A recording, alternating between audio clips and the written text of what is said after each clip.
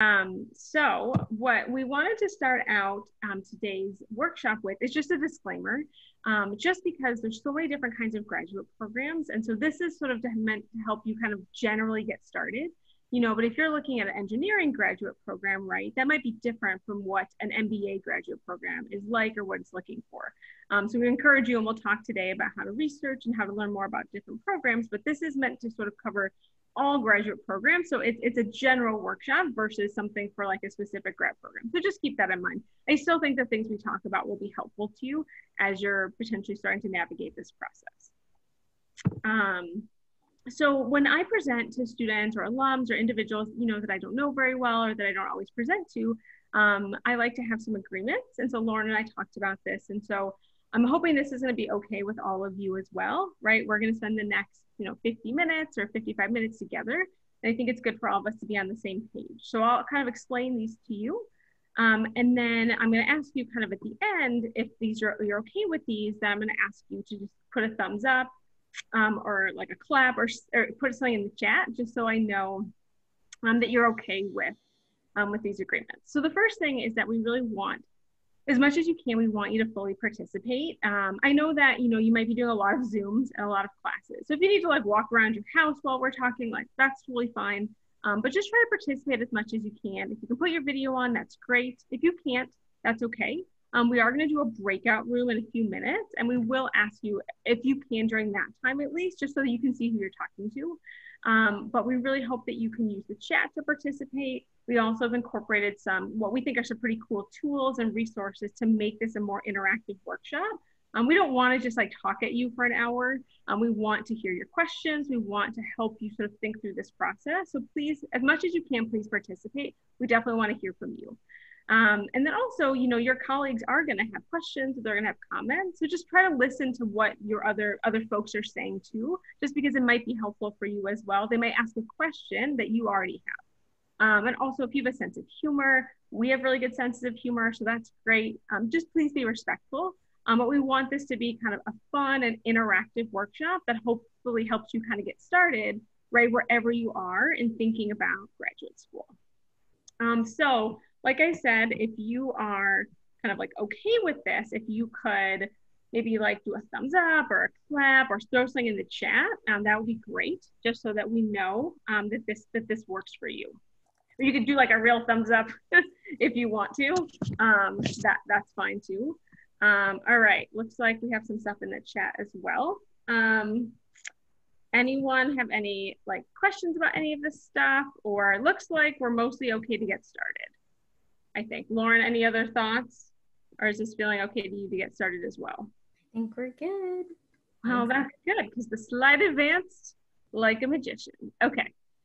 So this is actually our agenda for today. It's also kind of how Lauren and I think a lot about, and I know other folks on campus think about helping students and alumni start thinking about graduate school. So we really see that there's 5 steps in this process, and wherever you are today is fine. If you are at the reflecting, that's great. If you're at applying, that's great. Like, I think sometimes people can get really nervous that they're at the wrong step, or they're too far ahead, or they're too far behind, or whatever.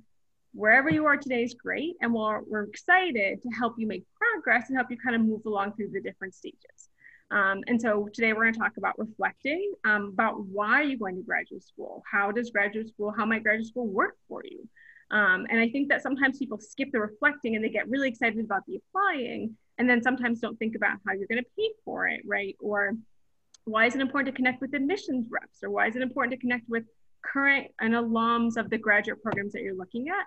So we're going to walk through each one of these steps because they're important, and help you kind of figure out how to work through that step as you're thinking about going to graduate or professional school. Okay, so moving right along. All right, Lauren, I think I'm going to hand it over to you. Yeah. All right. So if you guys are on your computer, feel free to use your phone to scan the QR code, or simply go to slido.com and enter in that ID number. But we just want to hear from you and learn a little bit about sort of why you came to the workshop today and what questions you have about applying to graduate school. We certainly want to make sure that we're touching on all the questions and concerns you're coming in with. So please feel free to type in your questions through Slido.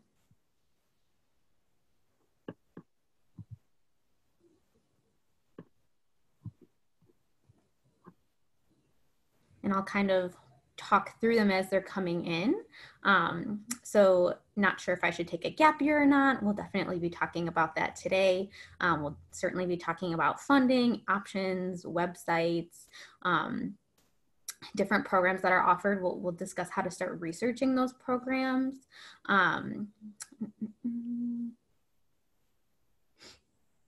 Ooh, Missy, we have a question for us, why we chose to go to grad school. So we can talk about that. Am I able to start grad school immediately after I get my undergraduate degree?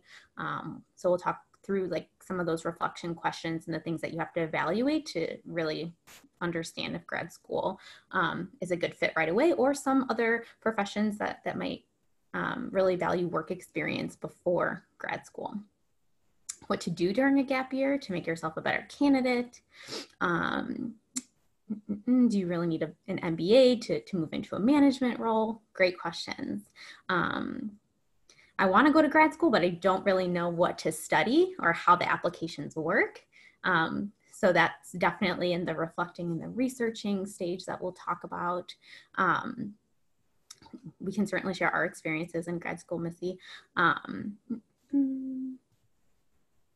Whether to do full-time grad school, part-time grad school, these are great.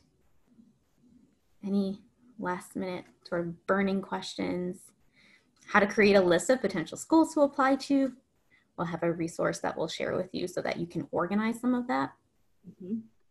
How to go to grad school in the field that you didn't get your undergrad in, and how to understand what those prereqs are. Great question.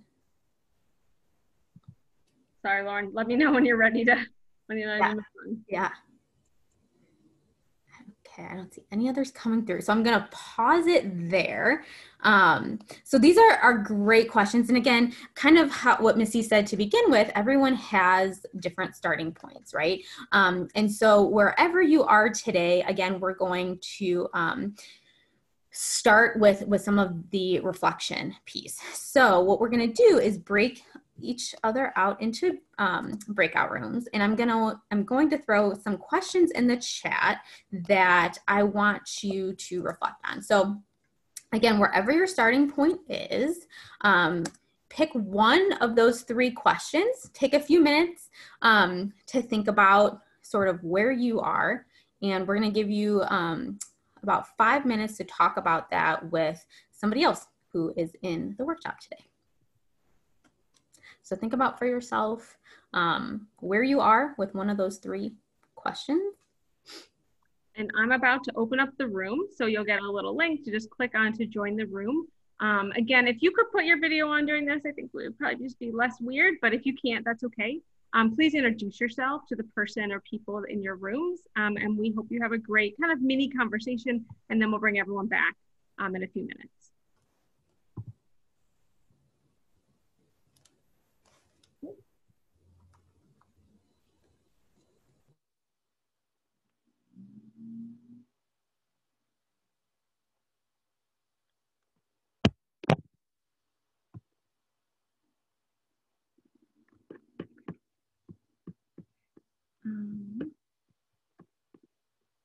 Lauren. Okay.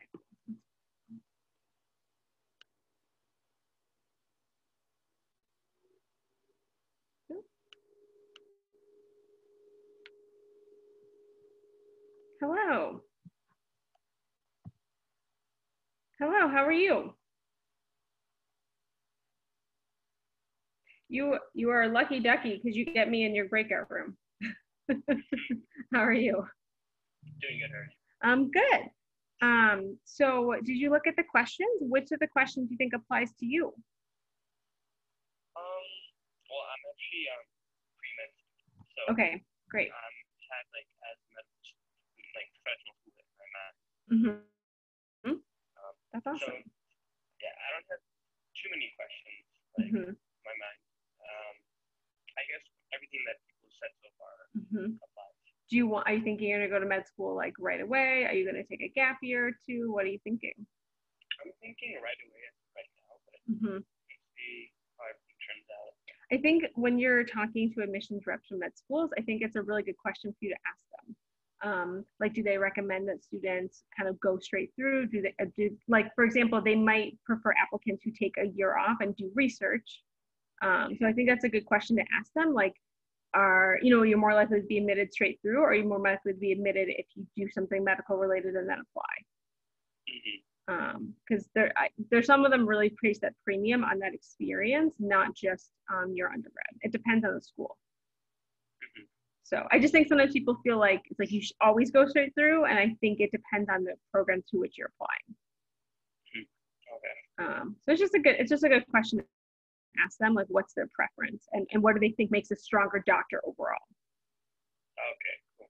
So yeah, but that's good. I think it's good that, it's good you kind of have your goal in mind. You know what kind of physician you want to be. Not just yet, because there's so many options. Like, I still got the shadow. So Right. Yeah, it's also hard, learning how to figure out the shadow. That's true.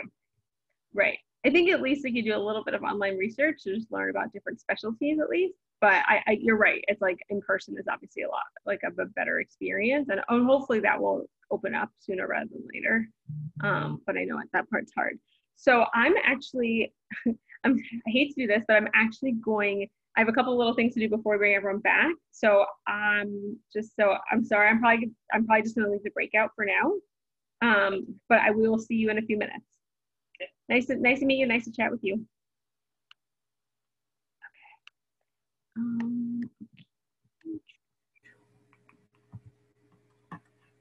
This meeting is being recorded.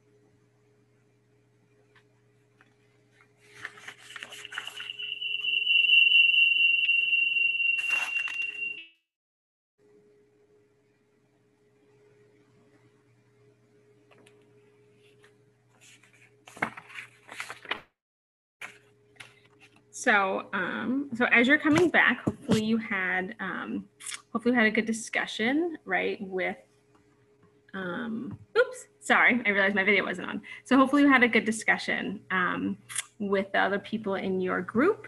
And I think there was a question that came through, right, asking about like our graduate programs. Sorry, I'm realizing this is very distracting. Okay, that came through about our graduate programs. And I know for me, I actually have 2 master's degrees because originally, I thought that I was going to become a teacher. And then I student taught in kindergarten and realized that I actually really prefer college students to 4 and 5-year-olds. So then I sort of reevaluated and decided that I wanted to get a counseling degree to kind of put more tools in my toolbox when I was working with college students.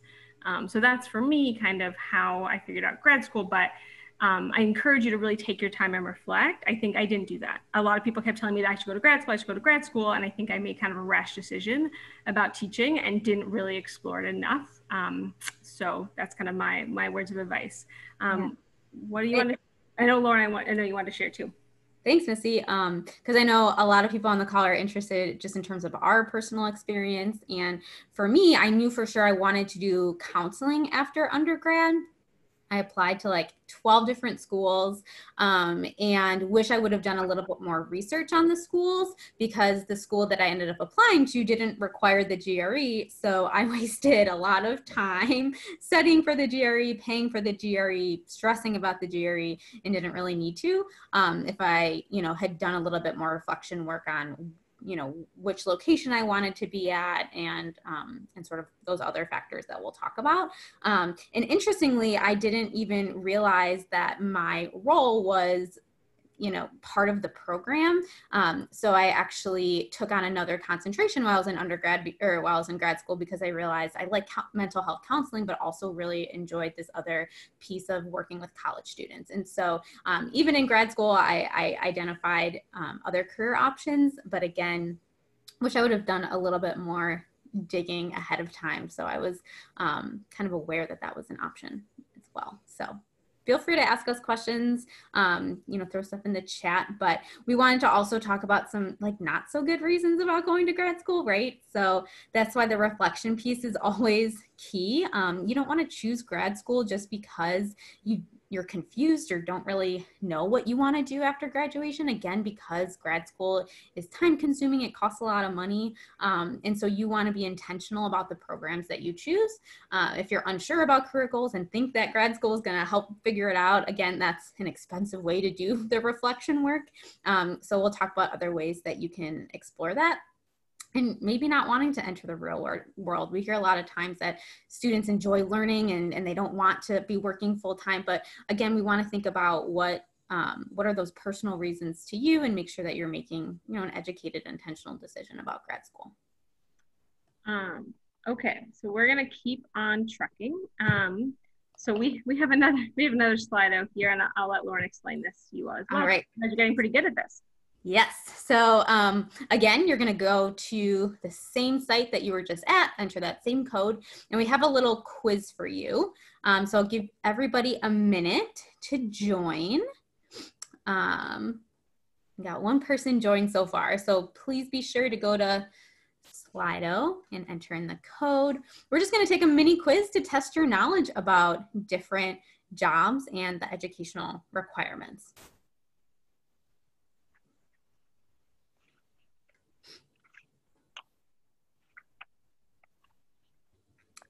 I'll give you another like 30 seconds. Thank you for being our guinea pigs. I don't know how much you guys have used Slido, but we just think it's a way to make it more interactive. So thanks for participating and kind of humoring us and helping us. Also, that way you can kind of see what your peers think too. All right, so we're gonna go ahead and start the quiz. So the first question you'll see is, what degree will lead to becoming a mental health therapist? So it's a tricky one. So go ahead and just rate what you think. We know there's a lot of UIC students that are interested in being a counselor or being a social worker, et cetera. So we thought it was a big question. Looks like the majority are thinking maybe A and B.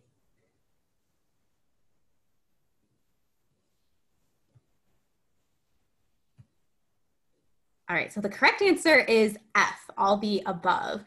There are some MDs that actually do talk therapy as well as prescribe medications. There's some PhDs who want to do more research or who simply want to do talk therapy. So really any of those degrees will lead to becoming a therapist. So next question. What degree is needed to become a Department of Justice accredited representative?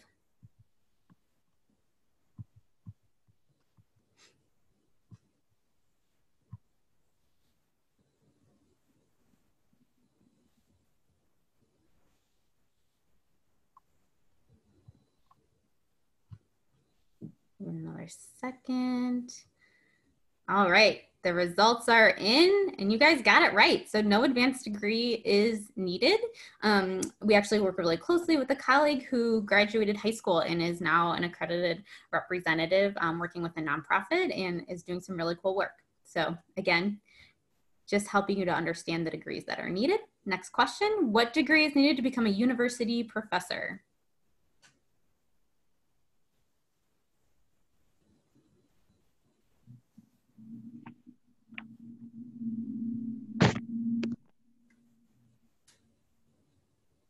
This one might be a little bit easier.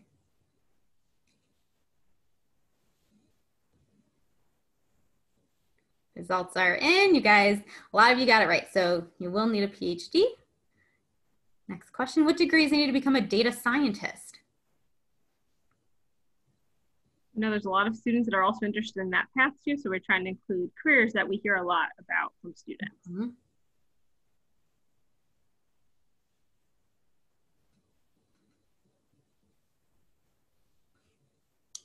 All right, results are in. So any of the above degrees, so bachelor's or master's degree. Next question, what degrees need to become a physician's assistant? This one's a really tricky one.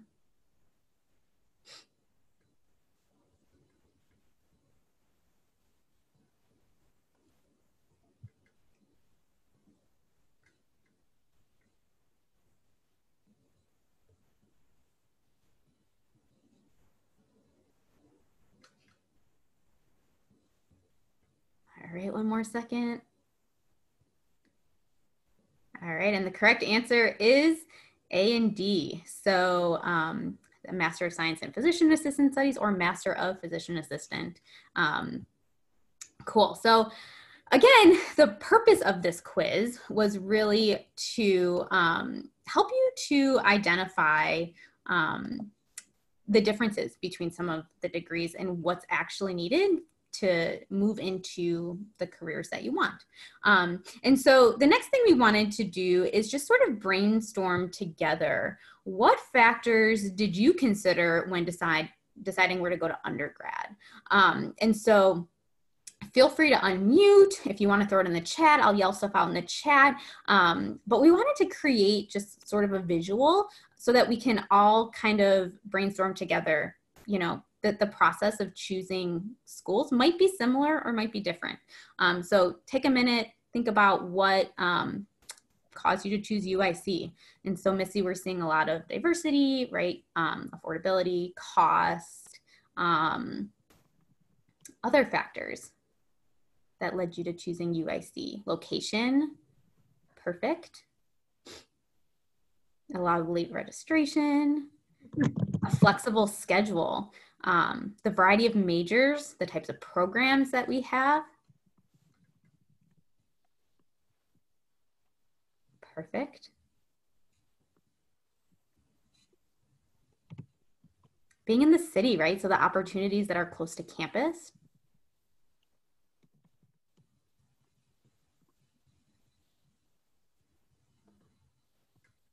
Other things, public versus private. Great.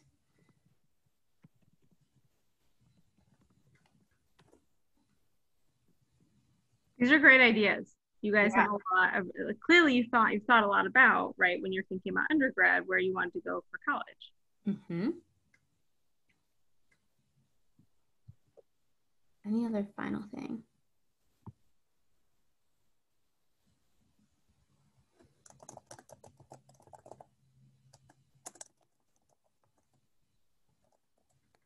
Any final thoughts for kind of the reasoning behind choosing UIC?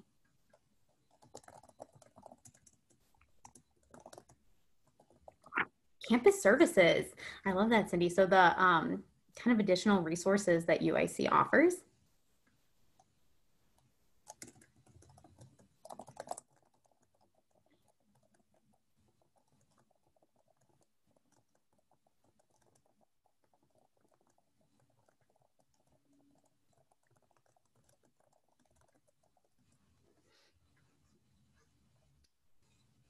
Cool. All right, Missy. And so, yeah, I think just like to think about, right, as you're thinking about graduate school, like hopefully these things kind of played out for you, right? Like if you appreciate diversity, hopefully that's something that is still important to you, right, at UIC. And if diversity is important to you as an undergrad, right, diversity might be something that's really important to you as a graduate student. So we're going to show you in a minute kind of a chart that kind of helps you think about some of these things, but try to remember what was important to you as an undergrad. And if you maybe did do a ton of research as an undergrad, it's something for you to really consider as a graduate student, because the things that are important to you then may or may not be important to you now. I think sometimes people get very fixated on like cost, or they get fixated on location, and they forget about all these other important factors, right, that really can make a quality experience. So thank you for your input. Thanks for participating.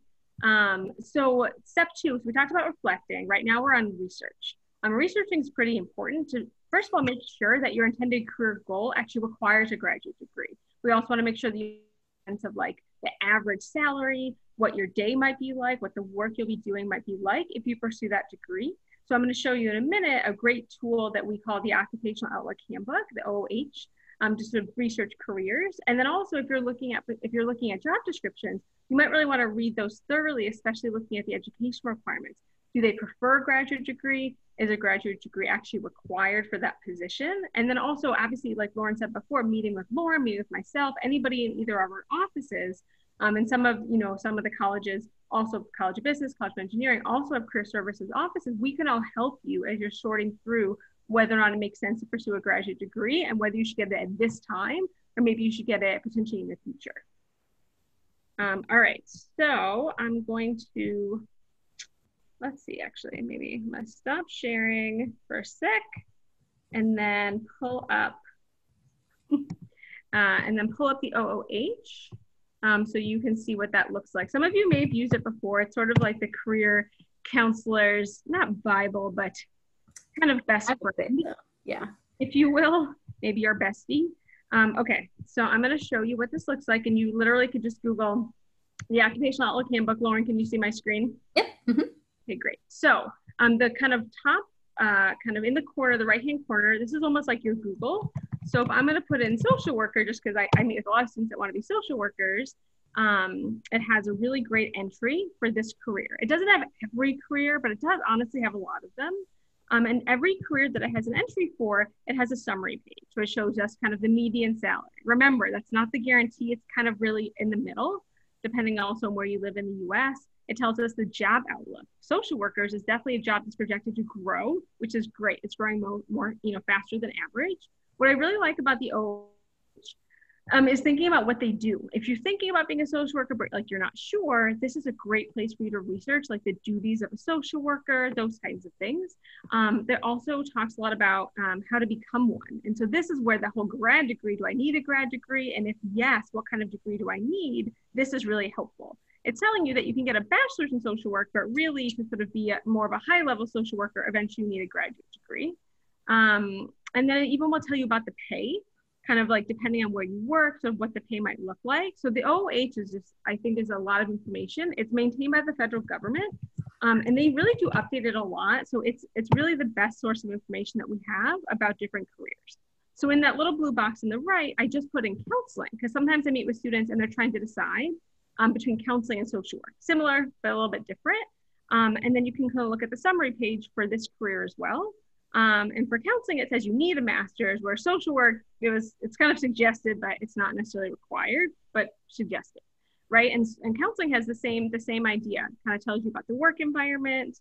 It can tell you about, pay, right, as well. So we really encourage the use of OOH as you're researching careers, just to make sure that what you're thinking about kind of lines up with your thoughts about that career, and especially if you need the graduate degree or if not.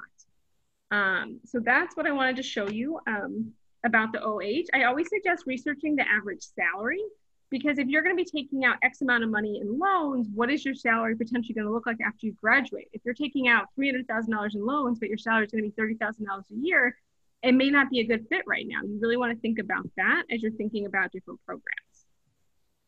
Okay, so we're going to go back to our presentation. Lauren, let me know if there's anything that's coming up, if people have a question or anything I need to address. Okay, so as part of researching, we also really encourage you to research graduate programs. All those characteristics that you guys talked about before, as far as diversity, location, campus resources, those are things to consider when you're looking at graduate programs too. So these are some characteristics like location, the cost. is it a 2-year program, right? Is it a 4-year program? And I think the location piece, I just want to highlight that I think sometimes UIC students and alums sometimes only want to stay in Chicago, which I totally get. I live in Chicago, I really like Chicago, but I think you might be missing really great graduate programs in other states. So like Wisconsin, Indiana, there's really good graduate programs there too, and they're not that far away. And you're also probably going to graduate school for a year or two versus going to graduate school maybe for 10 years.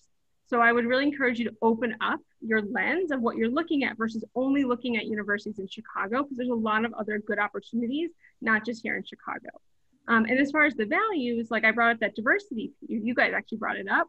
If diversity is really important to you, then you want to be reading about that in the program's mission or in their values. If they don't mention diversity at all, then maybe that program's not a good fit for what you're looking for. And you also want to look at specializations. So Lauren and I actually both were in the same graduate program at DePaul, and their specialty, I would say, is school counseling. It's a really strong program, but maybe like I did also the college counseling part, it's not quite as strong. So you want to think about what does that program specialize in? Do what they have kind of match what I'm looking at? And so like Lauren said before, we do have a guide for you that we'll kind of drop in the chat a little bit later. And the guide has more information as you're thinking about researching different graduate programs and things you should be keeping in mind.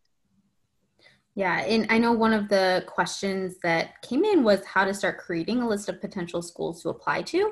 And so in the guide that we're gonna follow up with, you'll see this grid to help you to start to write down some of the programs that you're looking into. There's not one website for searching for grad programs. And again, that's why reflecting and sort of narrowing down your interests is super important to start with, so that you can start to specifically search for MSW programs or, MBA programs or whatever it might be. And then you can start to create either a pros and cons list, or I like this sort of grid to help you really weigh those options and to be able to see it in one space, because a lot of information can become super overwhelming. And it's hard to keep, honestly, it's hard to keep track of them if you're looking at like 10 programs. So writing it down somewhere you'll like yourself a lot if you write it down somewhere. All right, so the next piece is incredibly important, and it's the connecting phase, because you can't learn everything from a program's website, right?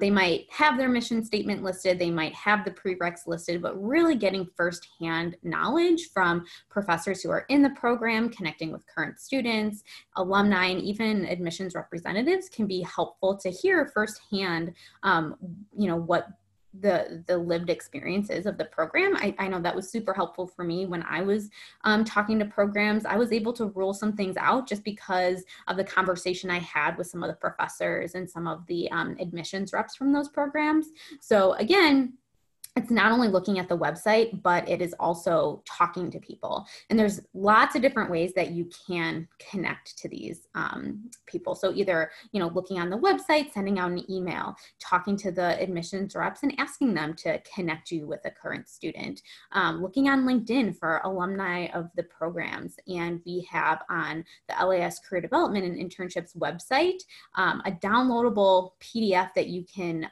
use that has template emails and template LinkedIn messages that you can send out. So it's super helpful. I know a lot of students feel nervous about what to say or how to reach out to some of these people, and we have it all outlined for you. And so you can simply use that language and add a little bit of your own interests to that email so that you feel confident when you do send that out.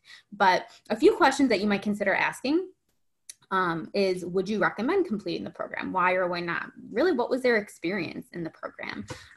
Did it help to prepare them for the work that they want to do, or did they feel like maybe unprepared when they left the program? I know one student asked if they should go full-time or part-time in a grad program, and that's a great question to ask students who are in it or who have done it, right? For example, I wasn't totally prepared that my program was going to be all evening classes. So I wanted to go full-time, but all the classes were offered in the evening. So it actually allowed me to be able to work part-time, which was a huge bonus. So those are some things that you can gather while researching, but also when talking to people. And so we wanted to hear from you. Oh, you know what? We're going to talk about the fair too, which is coming up at the end of October. So hopefully everybody is on Handshake, but if you go to Handshake and you click on the events tab, you'll be able to register for the Graduate and Professional School Fair, which is on October 22nd from 1 to 4. Keep in mind that you don't have to attend the fair for the entire time. Similar to the Diversity Career Fair, you'll be able to schedule a time to meet with an admissions rep. Now, some of the admissions rep are representing lots of different programs. Some are experts in their program. Some might be graduates of the program. So what I would encourage you to do is maybe find some time to squeeze in a 10-minute conversation. You'll be able to see hopefully the list of registered schools before the fair, so you can target who you want to talk to. But this is a really great way to, again, start to build those connections and step into the next level outside of simply researching online. So again, hopefully everybody is on Handshake, but you can see the events tab. You can search Graduate School Fair, and then it's super easy to RSVP. And then you'll also have to schedule a session to meet with some of the representatives. So hopefully you guys can see this. I just went into Handshake, I went into the events, and then this has the fair, tells you more about it, right? And then it actually shows you some of the programs that will be there. Awesome. So you just go into the little event section. Sorry, Lauren, to interrupt. No, you're perfect. Thank you for showing us exactly where to go. And again, the fair is here to represent a variety of programs. So there's law schools, there's MBA programs, there's social work programs, general master's programs. And so again, I really encourage you guys to do a little research beforehand, maybe start to fill out that grid, and then make a plan to talk to specific programs. And so we wanted to spend just a few minutes preparing you for the fair and thinking about what questions you might want to ask an admissions rep. So we want to hear from you. What questions might you ask an admissions rep for a graduate program that you're interested in going to? So if you have questions, throw them in the chat. I think your questions will help your colleagues sort of try to brainstorm what are some things you want to know when you're interacting with an admissions rep at the virtual grad and professional school fair.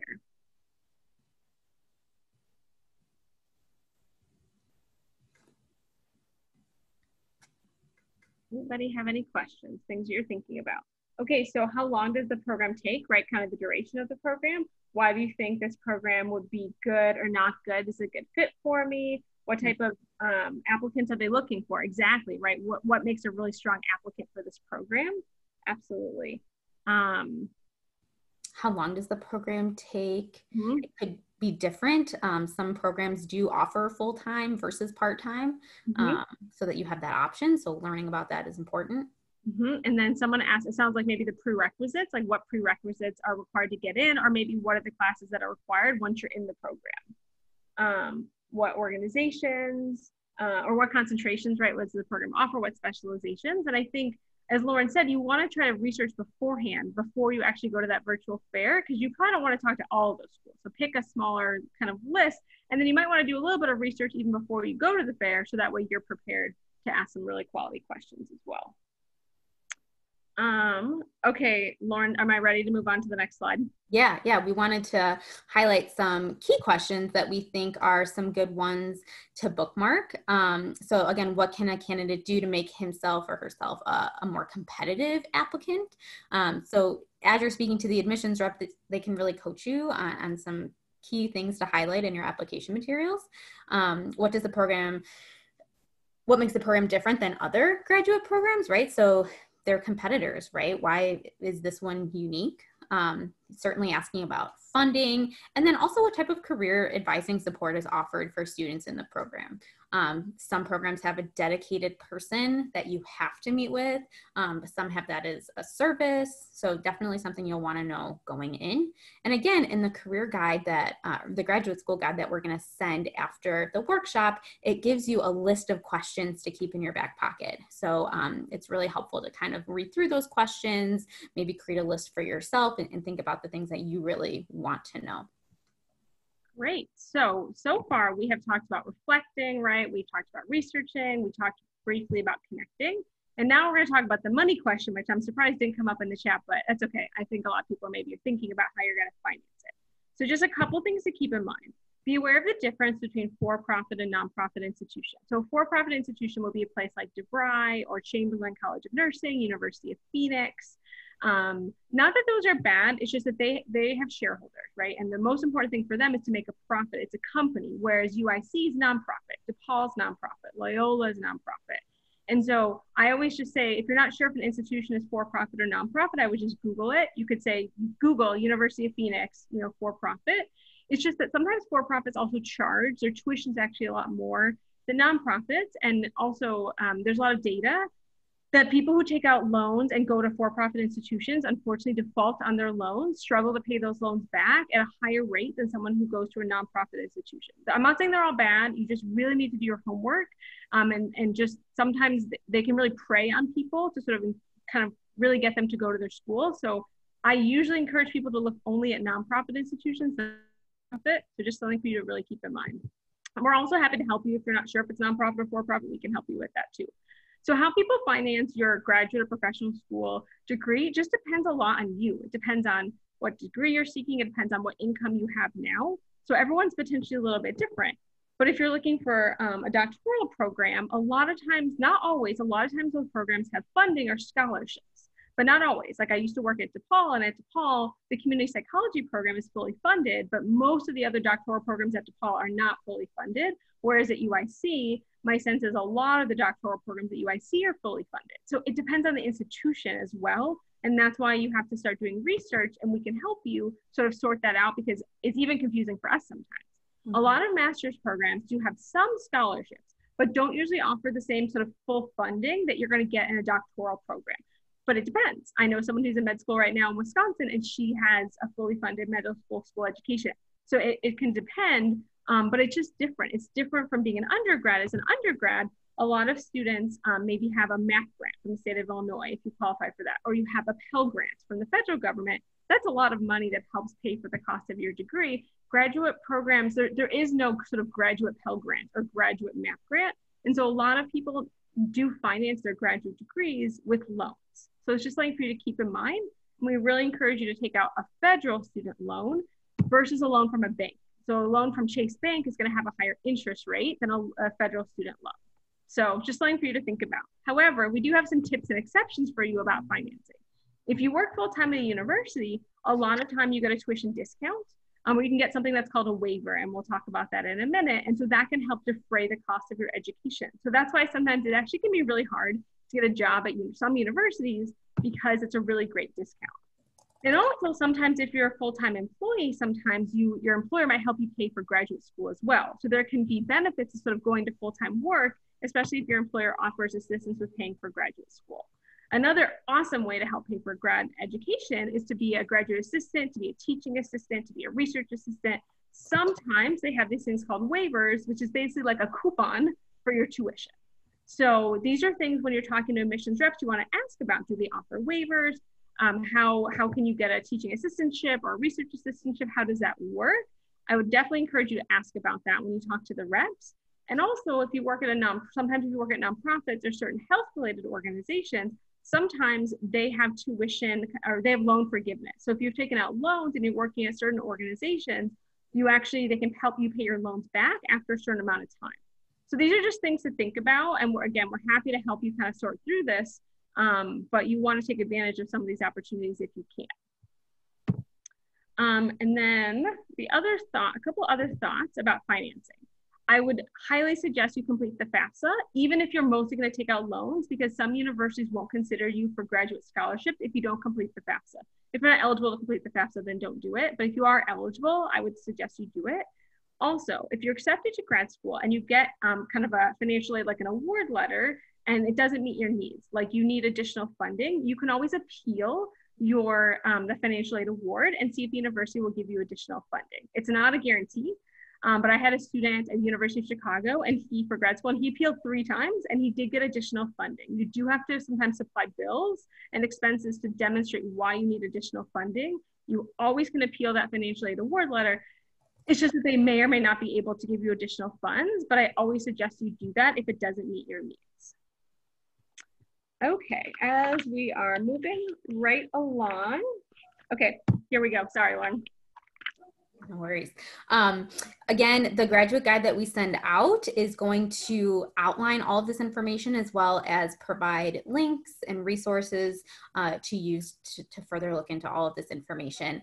I kind of wanted to quickly go over the graduate school application. Again, every program is going to look different. Some use a general application, some have very specific requirements, but again, be prepared to submit these common requirements, including your demographic information, a personal statement, which really should be not something that you've already talked about on like a resume, CV, cover letter, anything like that. It should be an extension of really why this program is a good fit for you and why graduate school in general is a good fit for you. And so there's a lot of support that you can get at UIC for starting to brainstorm what to put in a personal statement, as well as help editing the personal statement. Then you certainly want to get your resume in order, and we always encourage students to really target and edit their resume so that it is relevant to every program that you're submitting applications for. And a lot of these things you're going to want to start to think about early, at least in your junior year. And again, the graduate guide that we send out will outline a timeline for when you should start to be asking for letters of recommendation, when you should start writing your personal statement, all of those fun things.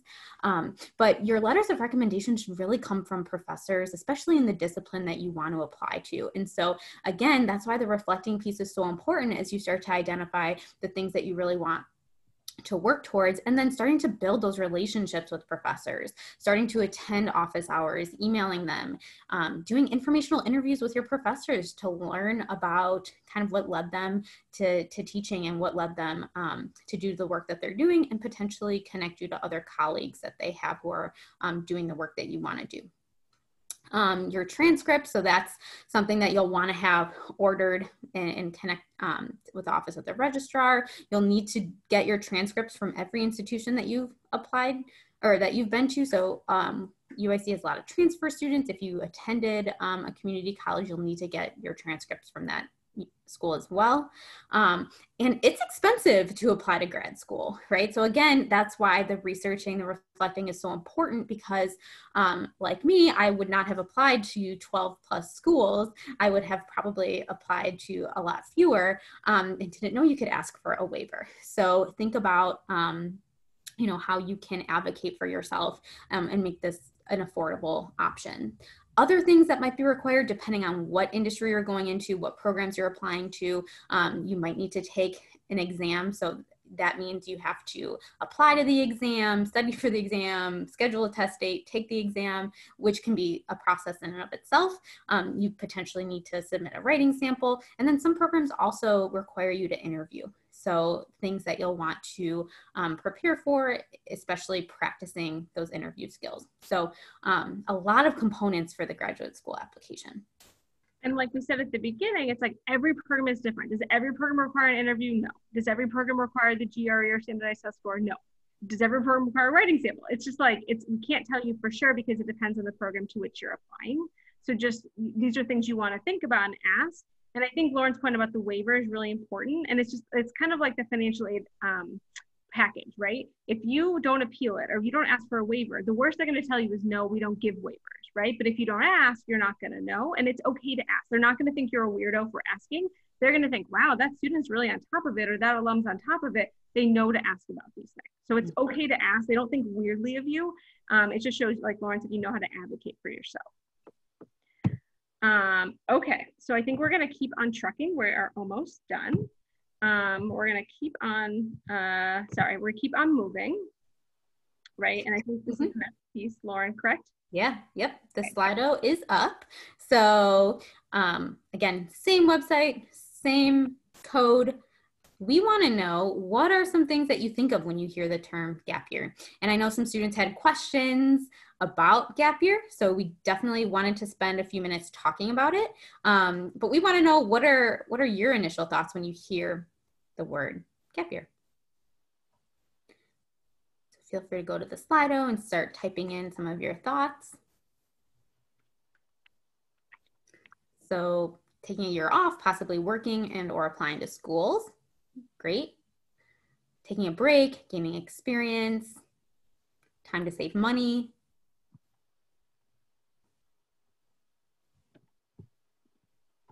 Gaining experience in your specific field before going back to school, just feeling burnt out, needing to get refreshed, needing to get your mental health back on track.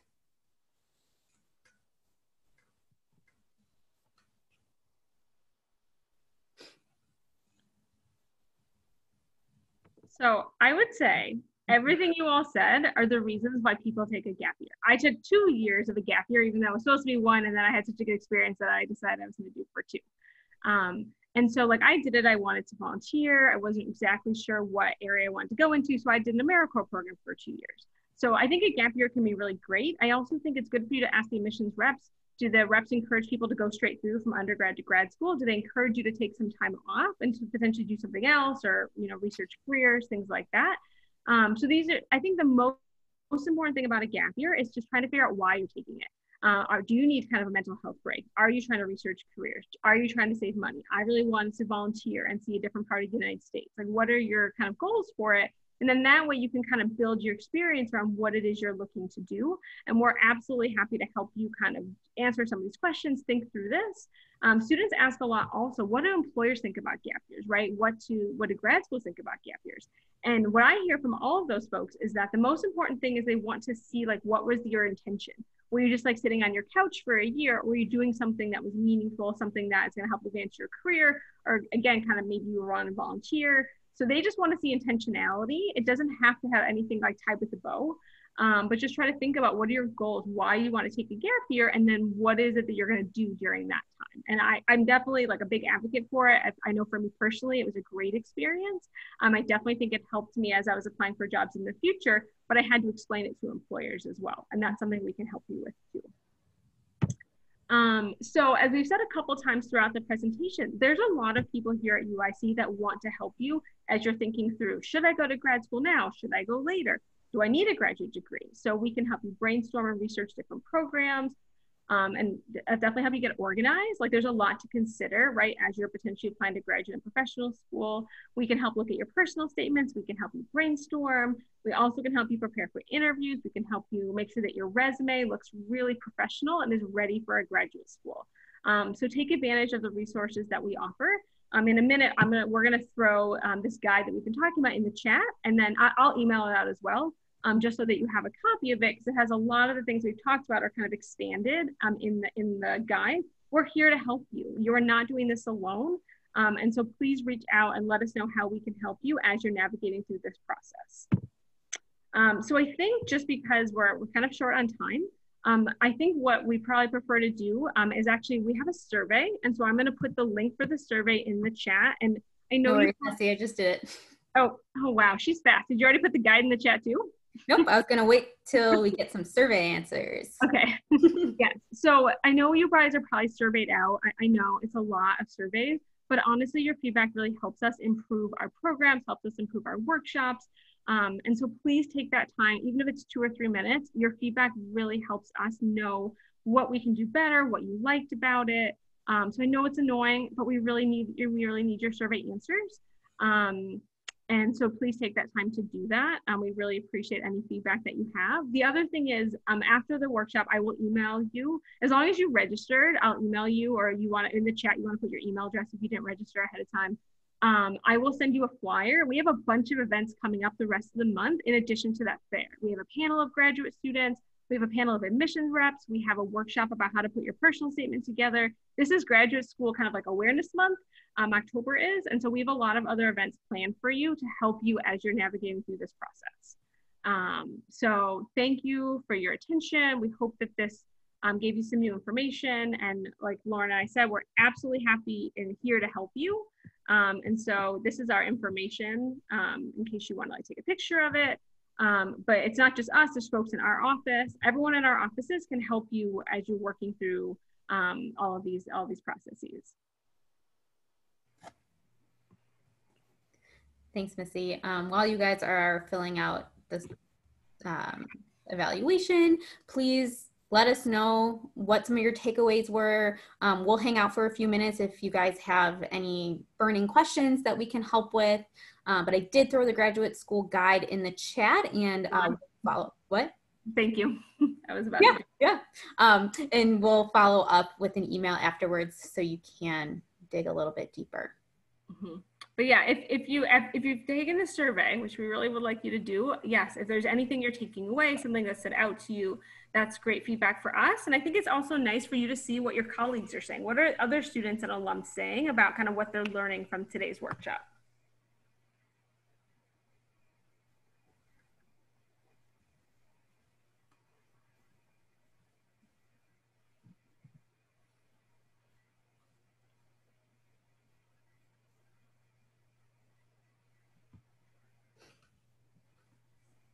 I think the one thing I forgot to say, which is hilarious because it's kind of my signature thing that Lauren is going to laugh, but I always just say that in the quote unquote real world, if you wanted to meet with a career advisor, a career coach, a career counselor, it costs you money. It could be $100 a session for an hour, right? And you're paying for all these services and your tuition and fees.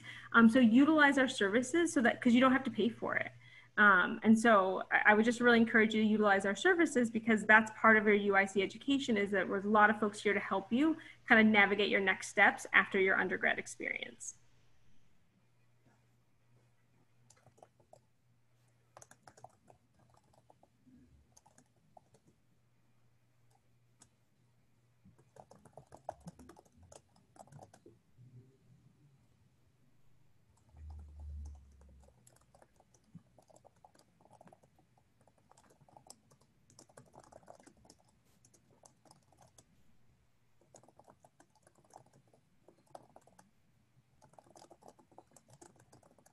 Like Lauren said, we are absolutely, we're staying for a couple of minutes. Anything you need, questions you have, etc. We are happy to try to address them.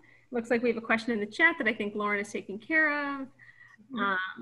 It's nice to have, we're like a two-headed monster. It's nice to have two people kind of managing all these things. But let us know, again, questions and how we can help you, just let us know. And thank you for taking the time to come to the workshop and also to fill out the survey. We appreciate your feedback.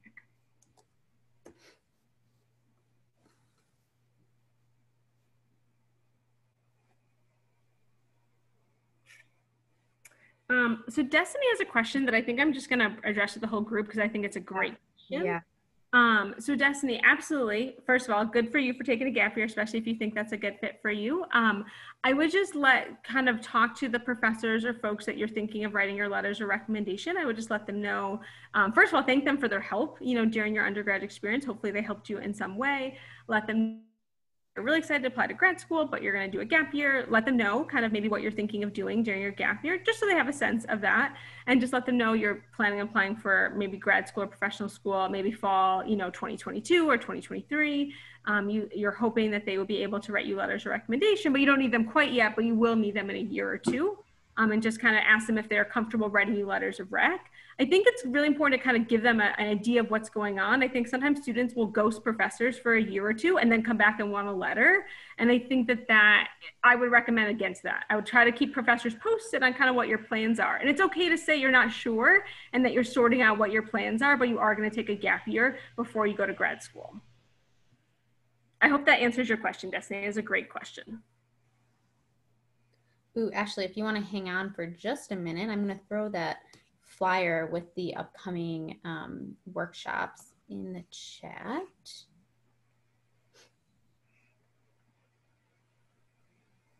Good. I'm glad, Destiny. I'm glad that was helpful. And again, I bet you 5 other people have that same question. So I'm really glad that you asked that question.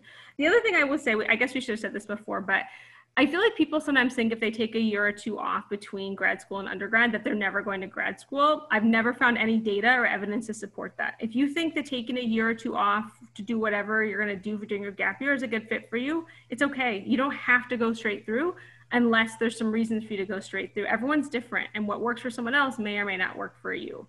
So it's okay to sort of sort out what's best for you versus listening to someone else's advice. I know that's hard though.